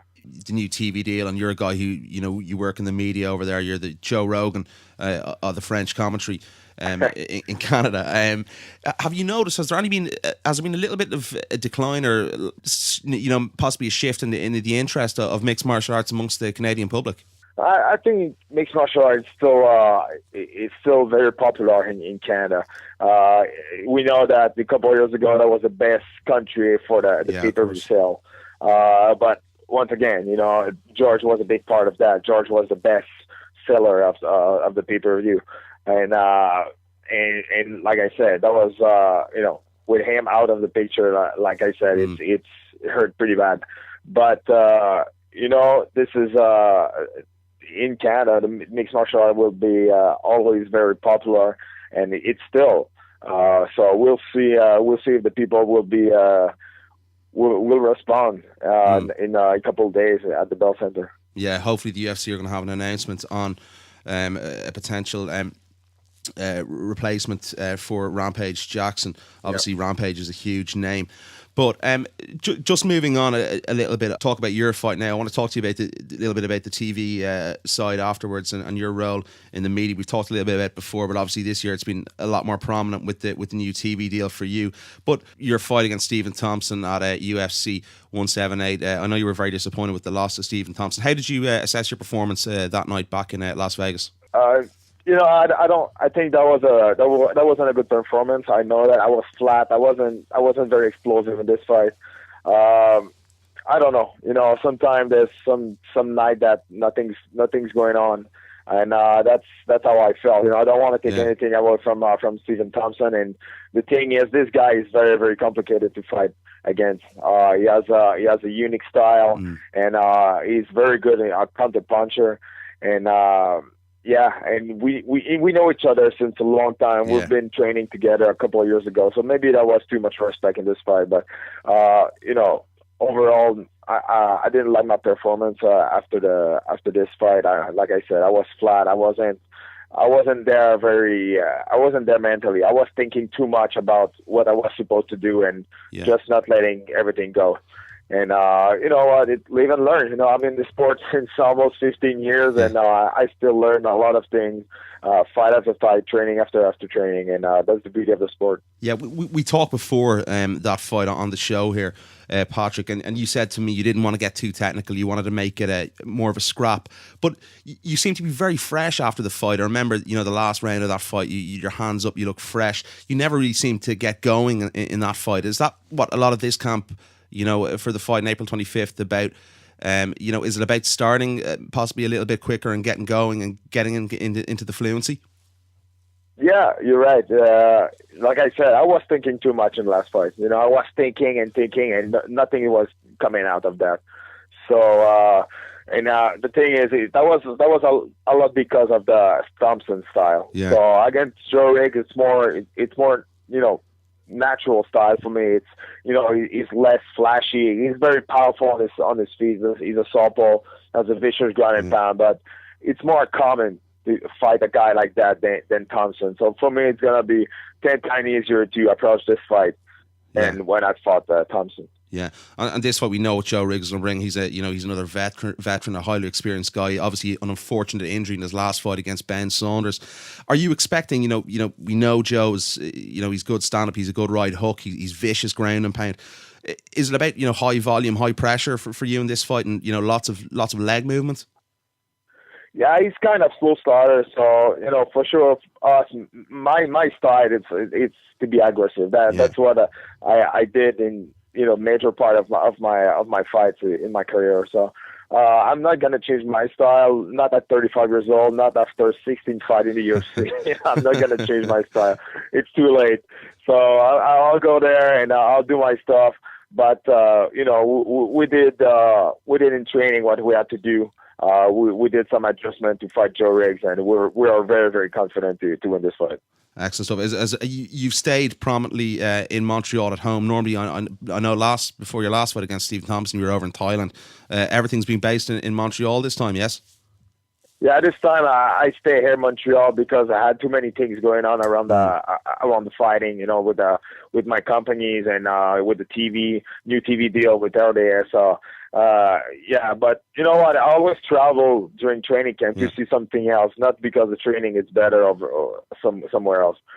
Training is awesome here, and I did what I had to do, and I'm ready to go. Does it interfere, with obviously the new TV deal with RDS and you're working for them, and you're in the studio a lot, and you're going to events? Does it affect your training and your preparation? No, actually, it's affect my relationship with my wife because the thing is, in training camp, if I'm not at the gym, I'm in studio, so I'm not very often at home. But when I'm home, I try to be there 100%. And it's hard for an athlete to be in training camp, but it's hard for people around to, the friends, family, and especially the wife. It's. Even now, 2 or 3 weeks before the fight, you're not really there mentally. You try to think about game plan, all those things. So, but you know what? I have good people around me, and that's why I'm still doing this sport, and I'm still able to compete at this level. Yeah, and you're headlining the prelim portion. You know, would you like this fight to be on the main card now that, you know, possibly if Fabio Maldonado drops out? Would you like to be moved up? Because I know the prelim portion is headlining the TV network you work for in Canada. Is it more suitable for you to stay in the prelim still? Well, for me, I like the spot. You know, I'm the main event of the prelim, and like you said, you know, this fight is going to show the last fight of the French broadcast who I work for. So for me, you know, if I'm thinking about exposure, I'm thinking about the future, and you know, it's a smart choice for me to stay at this spot. And you know, before that was better to be on the pay-per-view for sponsorship, but you know, I'm not gonna lie. Now we're not making money like before with sponsorship. You know, a lot of the money in sponsorship, it's not like before. No, before that was good. Now it's okay. So the difference now doesn't make it's not a lot. So for me, if I'm thinking, you know, about the future, I'm thinking a little bit farther than the fight. You know, for me, it's smarter to stay at that spot to be the main event of the prelim. So you'll be pissed off if you're asked to move up. Pardon me? You'll be pissed off if you're asked to move up. I'm not gonna be pissed off, but you know, if they give me the choice, I'll have to stay at this point. Yeah, definitely. And why do you think, you know, you've mentioned there the sponsorships aren't as good as they have been in the past? Is that because of the new Reebok deal? Oh, there's a big part of that, but there's, you know, the market changed a lot. There's a lot more people and companies who want to be involved, and you know, the share to be allowed in the UFC, the cost, it's a lot bigger than before too. So, you know, a small company can't afford that, and it's a lot of things like that. You know, you combine all those things, and you know, before we had like some annual deals with a clothes company and all those things. You know, I made a lot of money with Silver Star and with One More Round. You know, I'm not shy about to say about it, but now it's almost impossible to make half of money off what we did like 5 years ago. And the thing with Reebok too, maybe it's gonna be good, maybe not. But the thing now, it's kind of maybe 5 or 6 fighters know exactly what's going on now. Yeah. You know, the rest, you know, the 400 other fighters on the UFC roster, we don't know what's gonna happen in July. Yeah. But you know what? It is what it is, and we have to deal with that. But you know, the first thing you have to do is to be in shape and win fight. That's it. If you win fight, everything's coming along after. Yeah, it's sort of a catch-22 as well, because I know you've had a great relationship with Hayabusa over the years, one of your main sponsors. Now the Reebok deal's coming in. As you mentioned there, you know, you're going to have to be in shape in the octagon, but for some guys, I'm sure it's going to be about, you know, you're going to have to go out, you know, and do meet and greet and appearances to make more money. You know, how do you feel about the whole deal? As being, you know, you're a veteran fighter, you've had numerous amount of UFC fights. What's your general feelings on the whole deal?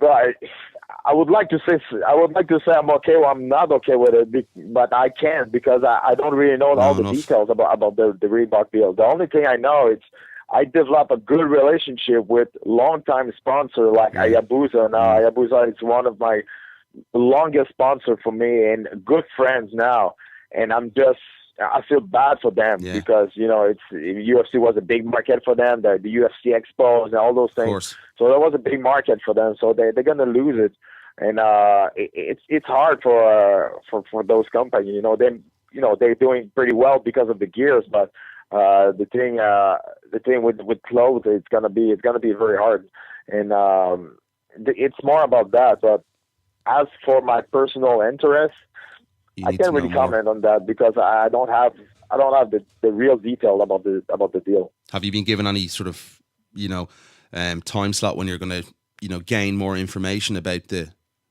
deal? I don't know. I think I'm gonna know more about the deal on the next fight because they asked me my size about the shoes and the shirt to have a Reebok stuff. So maybe we're gonna know more about this deal. Yeah, and obviously some of the guys that have been sponsored by Reebok, solely. Obviously Conor McGregor, Anderson Silva, guys like that. How do you feel about? Obviously, your guys fought Anderson Silva for the title in the past. How do you feel about the recent, drug test where he came up positive for steroids? What was your general feeling after hearing that? It's general feeling. It sucks for sure. It sucks for him. I think it's a personal if you want to take it or not. As far about my fight against him, I always say that steroids don't give you skills. It's putting a shadow about his legacy, maybe, but you know what? You can't deny what he did in the sport. He did with his skills, not because, in my mind, not because he was maybe on certain substances. Yeah. Like I said, drugs don't give you skills, but can help you to train harder, can help you to train longer. So if the fight goes on the fourth, fifth round and you're still fresh like the first round, you can't question. It's very questionable, but you know what? When I fought him, I wasn't winning the fight. I was still there. I had fun, but didn't cross my mind that I lost the fight because he was maybe on something. Anyway, I bust my knees.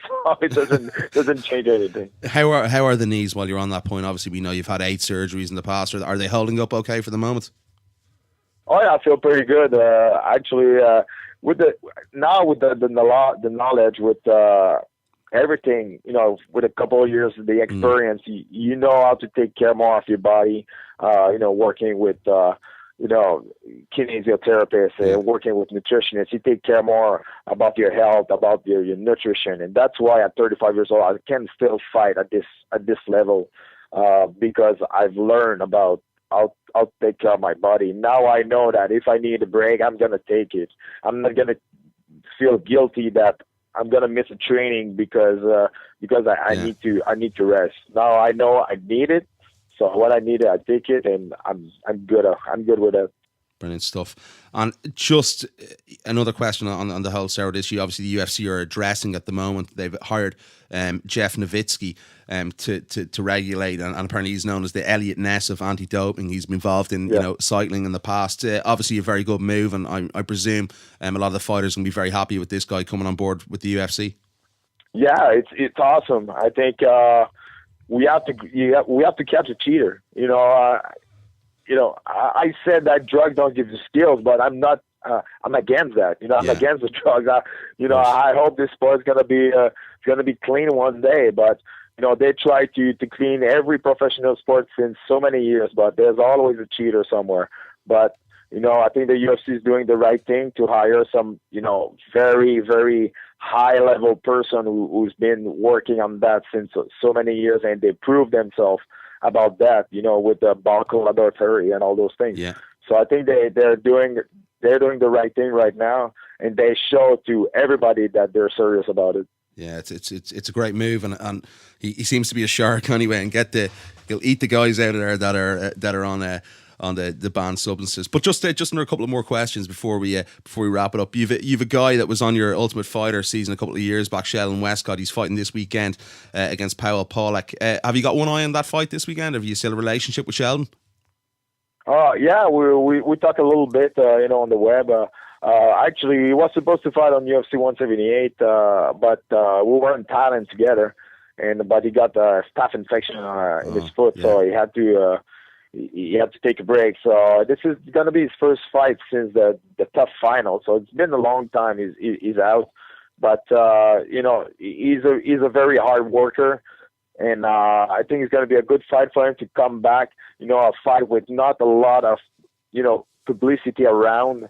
I think it's going to be good for him to get back on the winning road. And he's got a good opponent in front of him, but he's so explosive, and he's very hungry now because he didn't fight in so long time. Yeah, I'm looking forward to that fight at the weekend. Definitely a very good prospect in Canadian mixed martial arts, and it's going to be a good fight. Obviously, this weekend it's on a UFC Fight Pass this weekend over in Poland. Just one more question. Obviously, I know you're a guy who likes to you don't like to look ahead fights. What are we going to see against Joe Riggs? Do you have any do you have any vision of how this fight's going to go down? What do you predict in this fight? Oh, the perfect fight for me, it's to go there and finish the fight, by, knockout or a submission. I know he's a slow starter, so I'm pretty sure I'll be able to catch him pretty early. If he's going to be able to handle it, we'll see. But you know what? It's been a very long training camp for me. I'm ready because I was supposed to fight March 14, and they postponed my fight in April. Yeah. So I'm kind of in training camp since January 1st. So it's been a long and painful training camp, but I feel great. I'm healthy, and I'm ready to go physically and mentally. Brilliant. So what's the rest of the year hold for you on the TV side as well? Obviously, the Joe Rogan of Canadian mixed martial arts and the French TV, and I know you've a couple of real estate businesses as well. What's been going on outside the octagon for you? Is there lots more in the pipeline on the TV? It's different. You know what? I'm still a fighter / a TV guy. I'm still a professional athlete full time in my head, and but I built my third career since 3 or 4 years now. And I'm fighting because I love it, not because I need it. So for me, it's 10 times easier when I wake up in the morning and I'm going to the gym. It's because I want it, not because I need it.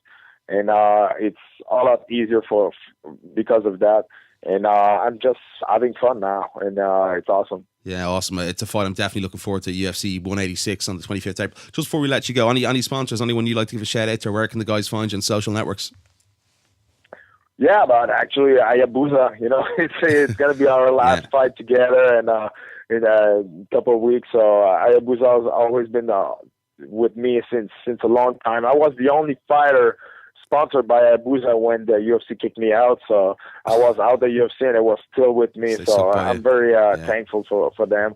Iron One Technology, Expand World, and all my team, Brisbane Top Team Canada, and you know what? I hope, like I said, I hope that a lot of people is going to show at the Bell Center on the April 25th, because maybe we lost a big fight, but everybody's going to be on the card. We'll give a good show. 100%. People stick by. Obviously, Patrick Cote and the rest of the Canadian guys are going to be in the card. It's still going to be a really good card. Some smashing fights on the card. The one we've been talking about for the last 20 minutes. So, Patrick, listen, as always, you're a top gentleman. I really do appreciate you taking the time out to come on the show again. Hey, thank you very much. And that was Patrick the Predator Cote. Big fight for him, obviously, against Joe Riggs. 2 veterans of the sport and 2 veterans of the UFC, both in their second stint with the promotion at this stage. But it really, I know you haven't heard the interview, Gus, but a fascinating interview there. He was talking a lot about his role on French TV as well. And it's the first time in his career he hasn't, first time, in a long time, he hasn't gone outside Montreal to do other training outside of BTT. So interesting times ahead for him. He owns 2 real estate companies as well. Funny one there. Yeah, successful guy. It's gas when I saw that fight being announced. It was like stepping back into 2005. Yeah.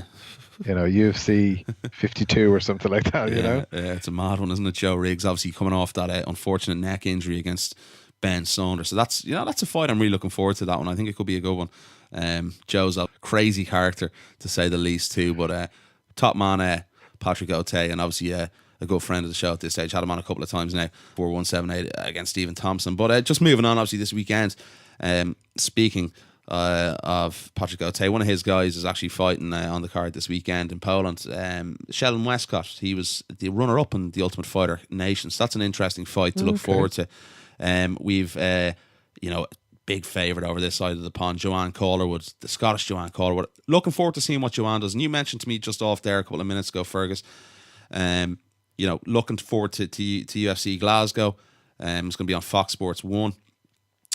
I think they're going to do a big fight for that. If Joe wins this fight on Saturday, she's potentially looking at a title fight against obviously Joanna Jędrzejczyk in Glasgow. Do you think that's a real possibility to happen? Dave Allen sort of gave me, it's one that might happen a couple of weeks ago when I spoke with him.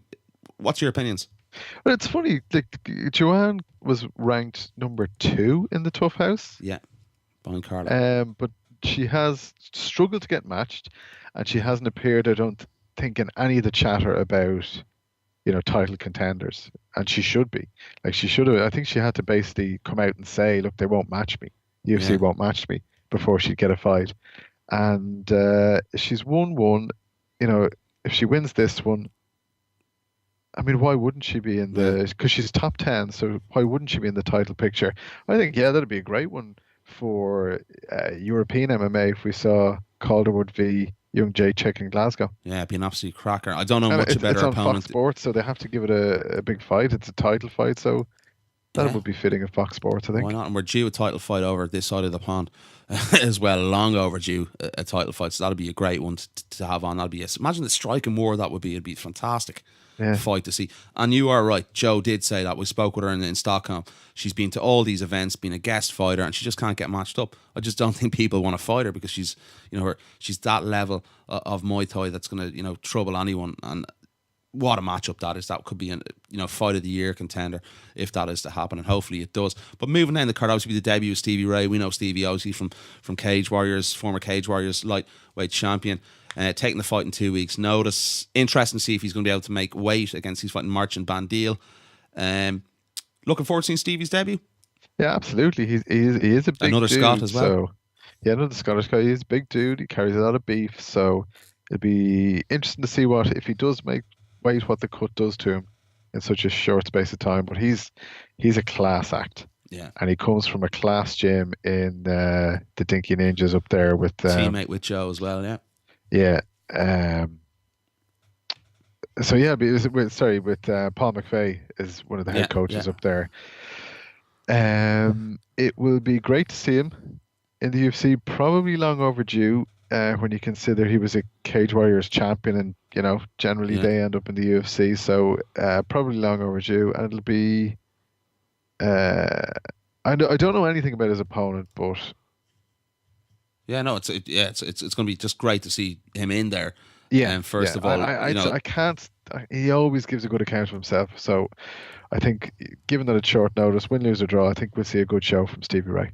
Definitely. And moving on, a lot of the fights, the guys we're not too familiar with. We're not going to lie about it. And there's a lot of local guys from Poland on the card. But the two fights obviously that stand out in the card are the co-main and main. We have. Obviously, Jimmy Mano in the co-main event going up against Jan Blachowicz. This one, someone's got this fight. No way is going to 3 rounds. We saw Jan Blachowicz what he did to obviously Ilir Latifi back in Stockholm in October. Fantastic body kick, and followed up with a few punches.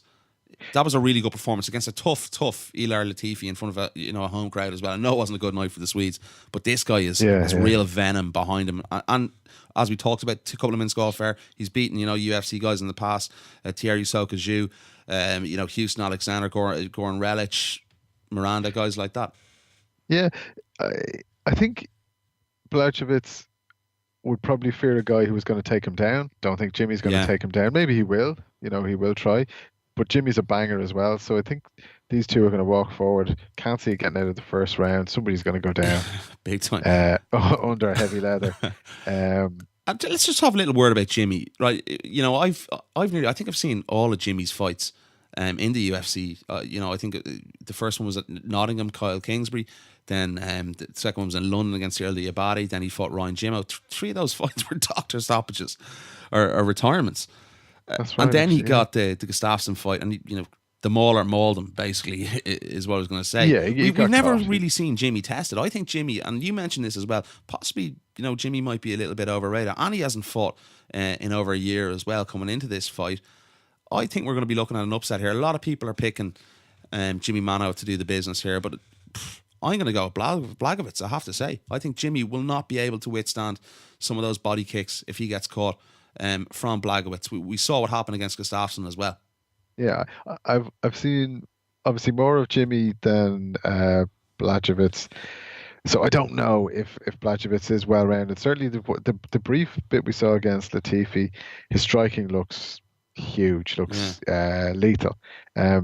Jimmy's a good banger, but I don't know how technical or well rounded he is. Like whether he can mix it up with the range of strikes that Blachowicz appears to have. So, I probably lean towards Jan Blachowicz myself on this one. Going with an upset there. That might be worth a few quid in the bookies. Have a look at that one. My bets haven't been going too well lately, but have a look at that one. It could be worth a few quid. The main event, let's get on to it. To be honest with you, for all the the nostalgia around this fight. I'm not buying into it, mate. I could not believe when this fight was announced. Yeah, as the main event. I honestly could not believe. Gonzaga, Crow Cop Part 2. I'm really not invested in this fight, I have to say. Two guys over the hill, well past their prime. All greatest respect to Mirko and Gabe. Gabe's been doing pretty well recently. Couple of wins. A couple of losses. What am I saying? He's lost to Stipe and Matt Mitrione. Before that, he beat Dave Herman and Sean Jordan. I haven't really watched much of Mirko since he's been outside the UFC. I have no idea. He's had a couple of wins. What he's done. It was really more Bellator were trying to get Crow Cop, as far as I know. And the UFC came in, signed him up, and obviously promised him a main event somewhere. And considering the region, Eastern Europe, it's going to be the only Eastern European card they're going to be doing this year. It sort of had to be Crow Cop really to headline there, I would have thought. But it's something I'm not hugely invested on. What sort of fight do you see this being, Fergus? Christ, I have no idea. I'm just looking at what Crow Cop has done since he left the UFC. He last fought for the UFC October 2011 against Roy Nelson, I think it was. He had one fight in 2012. He had one fight in 2013 and he had two fights last year. One on New Year's Eve. Yeah, and there were three that were in Japan and one was in Russia. Yeah. And even he was on fighting in that Inoki Genome Foundation, Anthony Inoki's promotion, and it's not even. I'm pretty sure it's not unified mixed martial arts rules. It's modified rules. It is. Yeah, so, there's absolutely no way in the world that he's done enough to get re-signed. Sure, it has something to do with. It is. I think it's pretty well known. It is because of the Bellator reason he was signed back. And Bellator as well. But if you had said write down before this fight was announced, if you had said write down 10 fights where you think guys deserved rematches, you wouldn't have picked Gonzaga Crow Cop was not going to be one of them. Yeah. It was 8 years ago. Yeah, it really is. It'd be great to see Crow Cop in there again.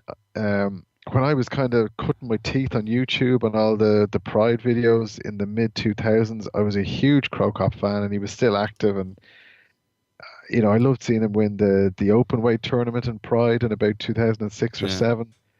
But do I want to watch him in 2015? Honestly, just for the guy's health and safety, no, not really. Yeah, I completely agree. And another question, before we get to who takes this fight, do you think the European fans are being fed a little bit, a little bit of garbage from the UFC with fight cards like this? With all great respect to everyone who's on the card. Well, I think the first thing Dana White usually says when he's asked about local talent, are these cards weak that you're putting on around the region? And he generally says, look, we're going in here fresh, green. We need to build not just the UFC but the sport in the country. We're going to get as many local interest stories on the card as we can for the local fans, because they're not necessarily buying into. They might look at a UFC card in the States, in Dallas or wherever, and they might look at the undercard full of US fighters and go, I'm not buying into that. As a European MMA fan, I'm not buying into that. So I think they're smart to give plenty of local interest stories. Yeah. And I mean, half the attraction to Cage Warriors coming to Ireland when they did was they used to fill out, the early amateur card and the prelims with all the local fighters, and you were going as much to see them as the main card. So I can totally understand why they're filling this card out with a lot of Polish names. We don't know who they are, but the Polish fans will. And I think that's important. And if the UFC came, or when they do come back to Dublin, I think we never got to this earlier, but they are coming back to Ireland in 2015. And we would be gutted if there wasn't at least 4, 5, 6 Irish guys on that card. We've 8 guys in the UFC now. It could be 10 by the time they come back, or 12 even. So we'd be gutted if there wasn't at least 5 or 6 guys on that card. So, I do get it. I do understand why. Doesn't mean I'll necessarily watch all the fights. I probably will watch this one because I missed last week's. Yeah. So I probably will watch this one, and it's probably on at a reasonable time as well. It's 8 o'clock start. But no, I do agree with you. I think, especially in Poland as well, we've seen the success with KSW. a lot of regional guys, local guys fighting on those cards. They sell out that arena every week.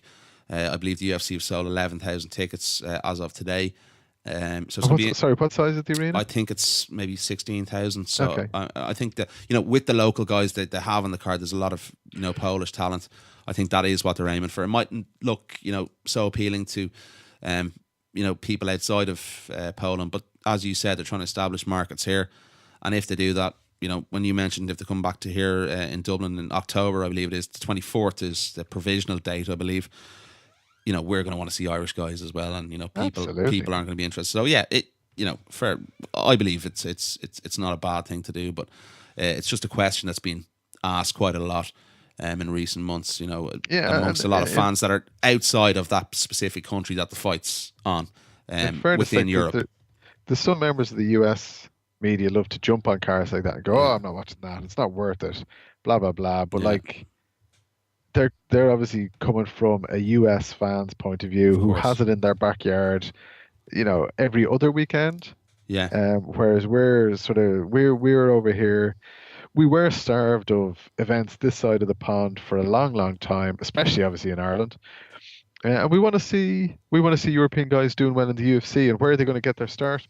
On European shows. So, unfortunately, it's a fact of life, and it's a fact of the expansion. Just before we talk a little bit more about Dublin, obviously krakow Gonzaga. Who have you got in that fight? Sorry, big slurp of water there. Who are you taking?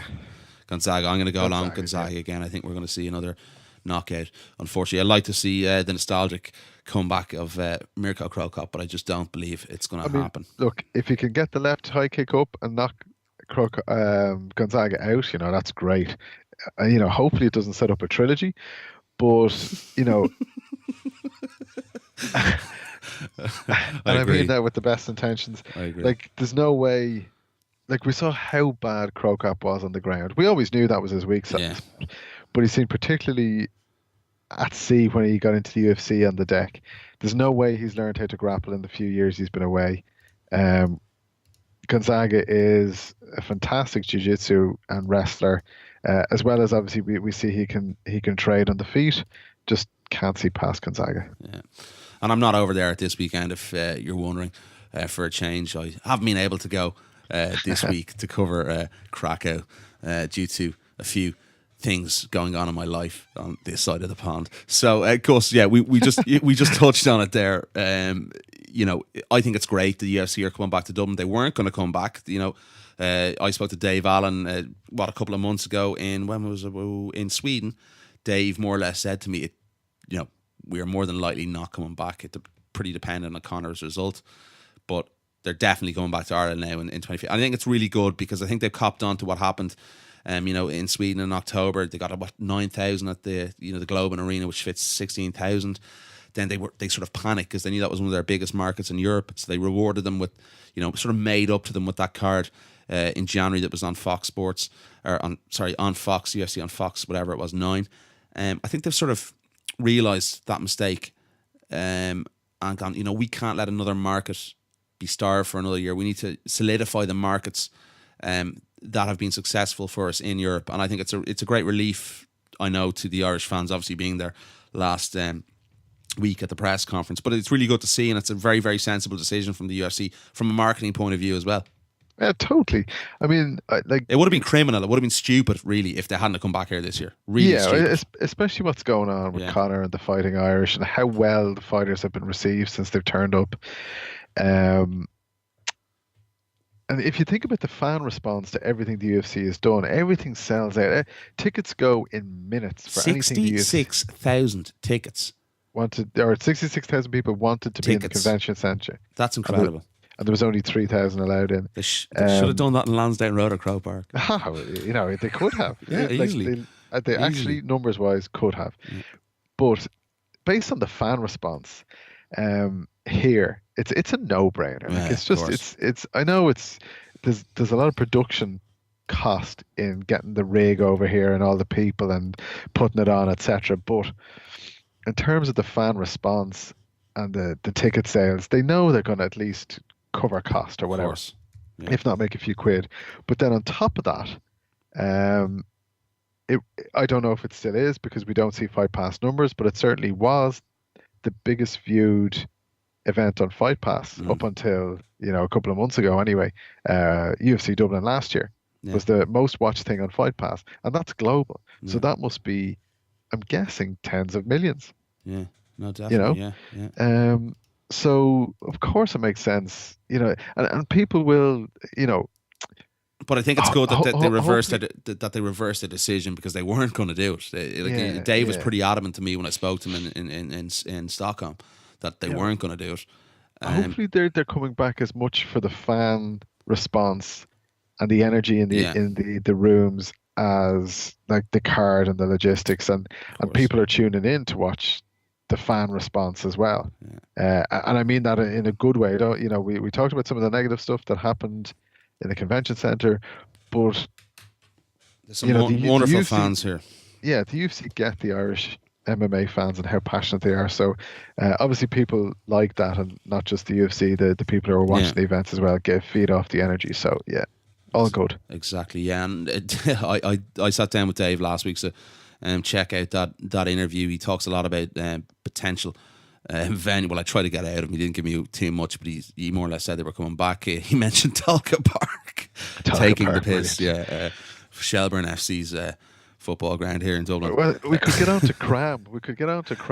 Keep Rovers at Milltown and see if we can get Milltown back open.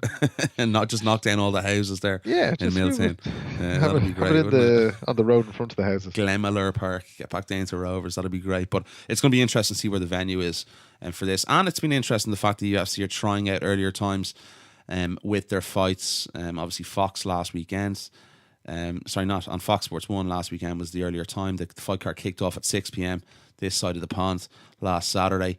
Maybe it's they're testing the waters, and I believe they're doing UFC New Orleans at a similar time, which is very interesting for me to just maybe test out the waters to see if they could be able to possibly do it this side of the pond and get a reaction or a response from the US crowd. I think the average numbers for the card last weekend, I think it was 11 a.m. Pacific time. It started in the United States, UFC Fairfax. I think the numbers, strangely enough, the numbers actually peaked before the main event. I think it was at 400,000 at one point. It was the highest 420,000. I think the average was 360,000 in the US, people that watched that on Fox Sports. So interesting ploy from the UFC, see what they're doing about that. I don't think anyone has really asked Dana about that. Listen, let's see what happens with that one. But Gus Ryan, yes, always a pleasure to have you on the show. I do appreciate you stopping by. Gus Ryan from Independent.ie, my brother. It was great to be on. Apologies for the snuffly, nasally. I'm a bit sick. Tones. I just bunged up for some reason. I don't know what it is. I'm hoping it's not hay fever because of the Irish summer we're having at the moment. Yeah, a few nice days here. It's crazy. No, as always, super chat, Niall, and delighted to be on. And where can the guys find you, Gussie? I'm at Gus Ryan 100 on Twitter. That's probably the best place to pick up the stuff. And I'm currently writing for Independent.ie. We had to take a sabbatical from the Satanta MMA show. Just didn't have the hours and the days. But hopefully, maybe down the track we might get it back up and running. Definitely, yeah. We've some stuff to announce in the next couple of weeks anyway, so stay posted for that. And you can catch us obviously on Twitter, Gus Ryan, at Gus Ryan 100. I'm at Niall McGrath 4, at Talkingbrawls, at tbmma.com. Obviously on the website, hopefully to have more fresh content coming up in the next couple of days. You can listen to the podcast on Stitcher, iTunes, get subscribing on iTunes. Tune in radio, BlackBerry, all that. It's everywhere, so no excuses not to listen and subscribe. Big thanks again obviously today to Jessica Evil Eye for coming on the show, and obviously Patrick the Predator Cote for coming back on the show as well. Top guests, and I really do appreciate them taking the time out this weekend. So make sure you do tune in to UFC this weekend from Krakow. I believe it's on Pick TV here, delayed time. It's on one of the Sky channels. Google your Sky or your UPC and you'll find it on that. It's on one of the channels there. I think it's on at 10 o'clock it's airing, 10 or 11 o'clock. Check your listings. I'm not too sure, but it's definitely on delay. But you'll get the whole, the main card on that, and obviously on UFC Fight Pass as well. And I believe BT Sport as well. It should be on live on BT Sport. Was Pick TV just a UK deal? Yes, I think so. But it's a free-to-air deal. Oh, right, okay. So it's on delay, but I presume it's on BT Sport as well. I haven't actually checked that up yet. No, it would be on BT Sport, It will be, yeah. And Fight Pass, I presume. Yeah, Fight Pass as well, for the rest of the world. So looking forward to that fight card this weekend. Yeah, no, I will watch it. Definitely watch it because I missed last week, as I said. Yeah, it should be good. It should be good. So yeah, I thought something else to say there, but I can't remember to the guys. But yeah, listen, catch us on Twitter, all that, and do appreciate you, Gus, stopping by yet again. Thank My you, pleasure, my friend. So from Niall McGrath and Gus Ryan, it's good luck and good night. Cheers.